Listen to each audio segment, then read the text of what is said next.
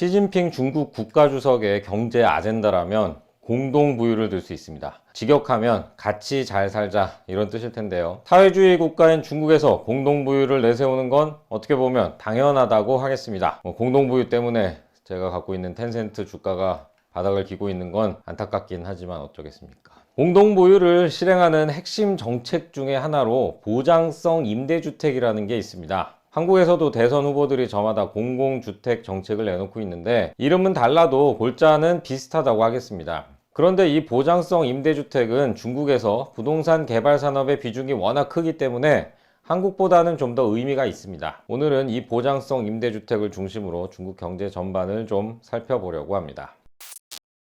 보장성 임대주택의 기본 개념은 70제곱미터 이하의 소형주택을 장기로 싸게 임대해 준다는 겁니다. 그런데 중국이 현재 추진하고 있는 정책의 특징은 소득의 제한을 없앴다는 겁니다. 청년층이나 해당 지역에 새로 진입한 사람들이 대상자입니다. 거주 문제를 해결하고 동시에 전체 집값을 낮추겠다는 의도가 상당히 크다고 할 수 있습니다.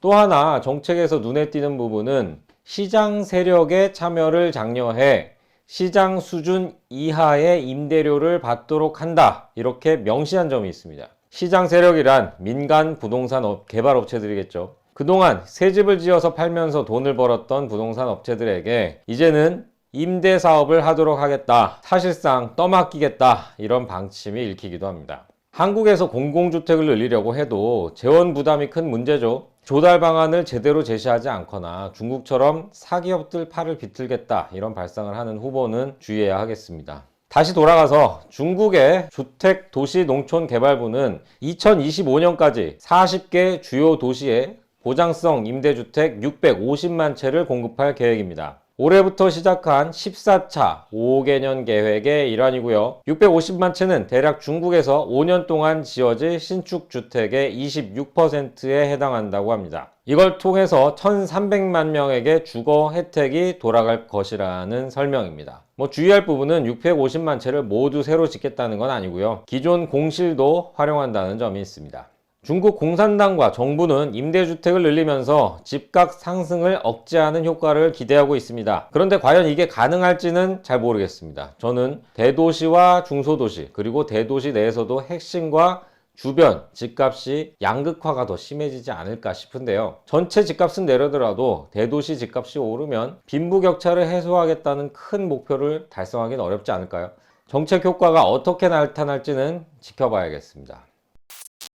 임대주택을 늘린다는 건 부동산 개발업체들에게는 분명히 악재일 겁니다. 안 그래도 규제 홍수에 헝다 같은 대형 업체들이 디폴트에 몰리고 있는데 여기다가 임대주택을 당신들 돈으로 지어라, 임대료도 시세보다 낮게 받아라 라고 한다면 부담은 더 커지겠죠. 중국의 관영 언론들은 부동산 개발업체들에게 주택 판매 대신 임대 쪽으로 사업 구조를 바꾸라고 노골적으로 요구하고 있습니다. 국무원 산하 경제일보는 부동산 기업들이 신축은 그만하고 임대 영역에 진출해서 보장성 임대주택 부문을 발전시켜야 한다고 주장하기도 했습니다. 중국 공산당은 개인이나 개별 기업을 한 번에 박살내는 것도 물론 잘합니다. 이게 많은 사람들이 갖고 있는 중국에 대한 인상이죠. 그런데 다른 한편으로는 시장의 정면으로 거스르는 정책이나 조치를 하는 데에는 상당히 신중합니다. 다소 무리한 정책을 내놓을 때는 일정 부분 숨 쉴 틈도 만들어주는 게 보통입니다. 이런 걸 제대로 하지 않았다면 70년 넘게 일당 독재를 유지할 수도 없었을 것 같고요. 그런 측면에서 당국은 임대주택 관련해서는 세제 혜택이나 장기 대출 같은 당근책을 내놓고 있습니다. 대표적인 게 최근 나온 대출 총량 제외입니다. 중국 금융당국이 은행들에게 부동산 관련 대출은 예컨대 40%까지만 하라, 이런 식의 총량 규제를 하고 있는데 보장성 임대주택 사업용도 대출은 이 총량에서 빼준다는 거고요. 그렇게 되면 은행들이나 부동산 업체들 모두 기존 사업을 위한 대출 한도까지 늘어나는 효과가 있을 겁니다.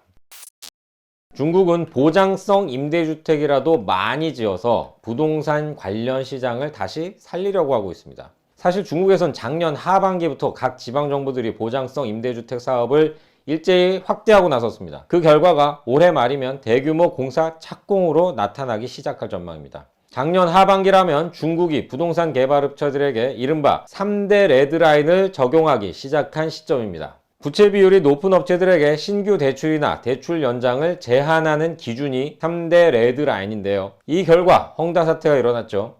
결과적으로 보면 일부 업체들을 도산 위기로 몰아넣으면서 위기감을 고조시키고 정부가 추진하는 임대주택 사업에 참여하도록 유도한 모양새인데요. 저는 중국 당국이 이런 전체 구조를 상당 부분 계획한 거라고 생각하고 있습니다. 그 과정에서 경기가 크게 위축되긴 했는데 이 부분까지도 의도하지는 않았겠지만 경기 침체를 어느 정도 감수하겠다는 각오는 했을 거라고 생각되고요. 그렇다면 이런 정부 주도 사업이 과연 부동산 산업을 살릴 수 있을까요? 아직은 부정적인 의견이 많습니다. 고성증권은 보장성 임대주택이 올해 전체 부동산 투자를 1에서 2%포인트 올려주는 효과가 있을 것으로 분석했습니다. 임대주택이 가져올 직접적인 부양 효과를 과대평가해서는 안 되고요. 또 이 부분에서 계속 투자가 이뤄지려면 대출 규제 완화 같은 보다 유연한 조치가 필요하다고 주장을 했습니다. 화창증권이나 핑안보험은 좀 더 긍정적으로 2에서 2.3% 투자 증가 효과가 있을 것으로 보기도 했습니다. 보장성 임대주택이 지속 가능한 모델인가? 여기에 대한 의문도 나오고 있습니다. 중국 증권사들이 이런 얘기를 직접 하긴 쉽지 않을 것 같고요. 주로 외국계 증권사들이 의문점을 지적하는데 노무라증권은 이런 보장성 임대주택을 민간 사업자들이 지으려면 은행이 대규모 대출을 해줘야 할 텐데 정부가 대출을 해주라고 하니 해주긴 하겠지만 언제 어떻게 해소할 것인지 아주 정밀한 대책을 짜야 할 것이라고 지적했습니다. 일반적으로 기업이 대출을 받아서 이 아파트를 지으면 팔리는 대로 대출을 갚을 수가 있죠. 근데 임대주택은 상환까지 시간이 너무 오래 걸릴 수가 있습니다. 또 한번 대규모로 사업을 벌려서 부동산 경기를 바짝 끌어올린다고 해도 이런 사업이 마무리되는 시점에는 오히려 부동산 경기가 더 크게 침체될 것이란 예상도 나옵니다. 그렇다면 부동산이 중국 경제에 미치는 영향은 얼마나 될까요? 국내 총생산 GDP에서 차지하는 비중을 보면 작년 전체 기준으로 부동산 개발업이 6.8%, 건축업이 7%였습니다. 합해서 13.8%였죠. 2020년에는 이 비중이 14.5%였는데 0.7%포인트 떨어졌습니다. 여기에 연관 산업들까지 더하면 최소 25%는 된다고 합니다. 예전에는 30%에 육박했는데 다른 사업이 커지면서 점점 내려가고 있고요. 예전에 엄청나게 컸고 지금도 여전히 큰 비중을 차지하고 있는 건 맞습니다. 작년 4분기 전체 성장률이 4%였는데 부동산 개발업은 마이너스 2.9%, 건축업은 마이너스 2.1%였습니다. 그리고 이런 침체 추세는 올해 상당 기간 지속될 전망이고요. 부동산 시장이 침체되면 중국 전체 경기가 살아나기가 어려운 구조입니다. 또 다른 측면에서 보면 부동산 개발업이 지방정부 재정에서 차지하는 비중이 너무 크다는 것도 문제입니다. 40년 정도 지속된 개혁개방 시대에 중국은 고도 성장을 지속했죠. 각 지방정부의 성장률이나 재정은 당석이나 성장 같은 고위 관료들의 평가 지표가 됐습니다. 지방정부는 갖고 있는 땅 사용권을 부동산 개발업체에 팔아서 재정을 충당했고요. 또 업체들이 개발해서 아파트를 팔면 GDP도 올라가고 하니까 이렇게 쉬운 길이 없었던 거죠. 아파트를 짓는 대로 팔려나가던 시절이니까 업체들도 대출을 엄청나게 받아댔습니다. 하지만 이런 산업도 결국 한계를 맞을 수밖에 없고요. 중국 지도부도 이런 문제를 잘 알고 있습니다. 시 주석께서 이런 데다 투자할 자원을 첨단 기술 육성에 투입하자고 하는 건 분명히 맞는 방향이라고 생각이 됩니다. 부동산 개발업체들의 부채 문제가 언제 터질지 모르는 시한폭탄이라는 점에서 미리 리스크 관리를 해야 할 필요성도 분명히 있었고요.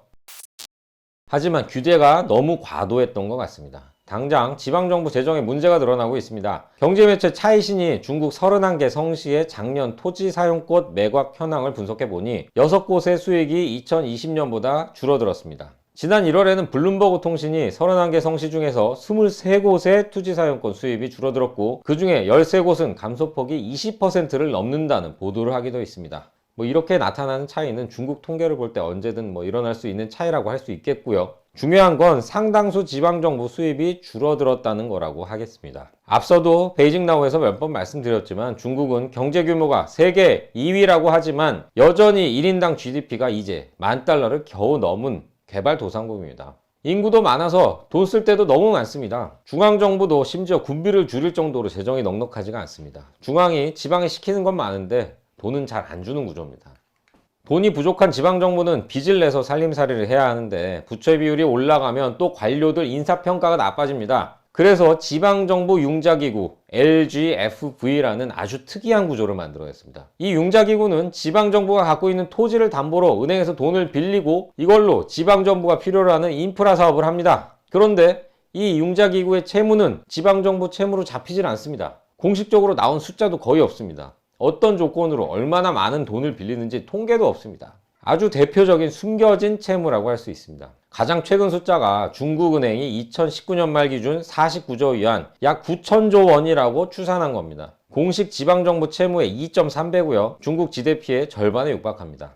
중국은 이런 숨겨진 채무를 줄이기 위해서 인프라 투자를 위한 특수목적 채권이라는 걸 지방정부에 도입했습니다. 지방정부 공식 계정에 잡히는 부채죠. 이걸 도입해서 숨겨진 채무를 많이 줄였다고 하는데 특수목적 채권은 용도와 매년 한도가 결정돼 있습니다. 보장성 임대주택 건설에도 쓸 수 있고요. 실제로 많은 지방정부들이 특수목적 채권을 발행해서 조달한 자금을 임대주택에 쓸 예정입니다. 어쨌든 토지 세양권 매각 수입이 줄어들면 지방정부는 다시 융자기구를 활용할 수밖에 없을 겁니다. 각 성시마다 해야 할 사업이 있고요. 또 제시한 성장률 목표도 있으니까요. 이렇게 융자기구가 다시 돈을 빌려서 사업을 벌리게 되면 숨겨진 채무도 다시 커질 겁니다. 작년 11월과 12월 중국의 21개 도시에서 시행된 토지사용권 경매 중에서 9개 도시의 경매에서 낙찰 물건의 절반 이상을 융자기구가 가져갔다고 합니다. 지방정부가 빚을 내서 자기 땅을 사는 아주 이례적인 상황이 벌어지고 있는 겁니다.